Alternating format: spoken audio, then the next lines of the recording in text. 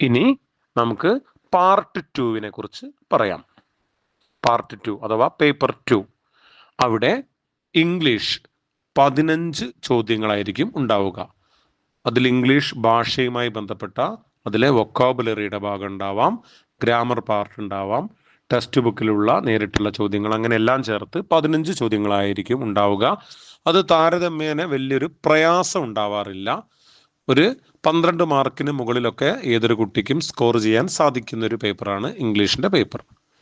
അതിനുശേഷം അടിസ്ഥാന ശാസ്ത്രം, ബേസിക് സയൻസ്, അവിടെ 20 ചോദ്യങ്ങളായിരിക്കും ഉണ്ടാവുക. ആ 20 ചോദ്യങ്ങളിൽ 15 ചോദ്യങ്ങളാണ് വാല്യുവേഷൻ നടത്തുക. പക്ഷേ നമ്മൾ 20 ചോദ്യവും അറ്റൻഡ് ചെയ്യുക. ഈ 20 ചോദ്യങ്ങളിൽ 5 ചോദ്യം നമുക്ക് അറിയില്ലെങ്കിൽ പോലും അവിടെ മുഴുവൻ മാർക്കും നമുക്ക് നേടാൻ സാധ്യമാകും എന്നുള്ളതാണ് അതിൻ്റെ ഏറ്റവും വലിയൊരു സവിശേഷത. അതുകൊണ്ട് നമ്മൾ ഈ ഒരു ഭാഗത്ത് മുഴുവൻ ചോദ്യങ്ങളും അറ്റൻഡ് ചെയ്ത് അറിയില്ലെങ്കിൽ പോലും അത് അറ്റൻഡ് ചെയ്യാൻ പ്രത്യേകം ശ്രദ്ധിക്കുക.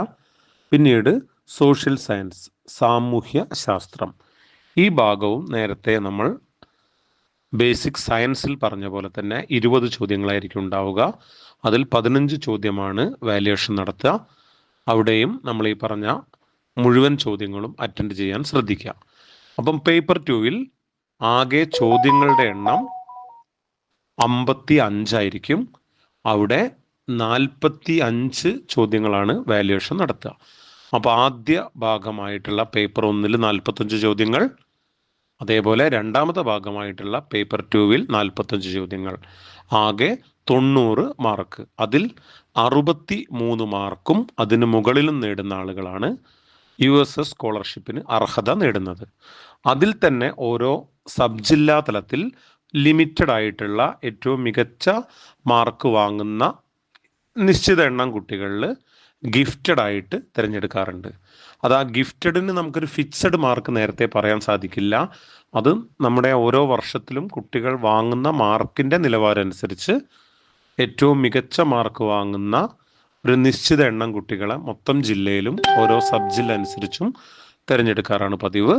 ഈ കുട്ടികൾക്ക് തുടർന്നും ഇതുമായി ബന്ധപ്പെട്ട ഒരുപാട് പ്രോഗ്രാമുകൾക്ക് അറ്റൻഡ് ചെയ്യാനും മറ്റുള്ള അവസരമുണ്ടായിരിക്കും.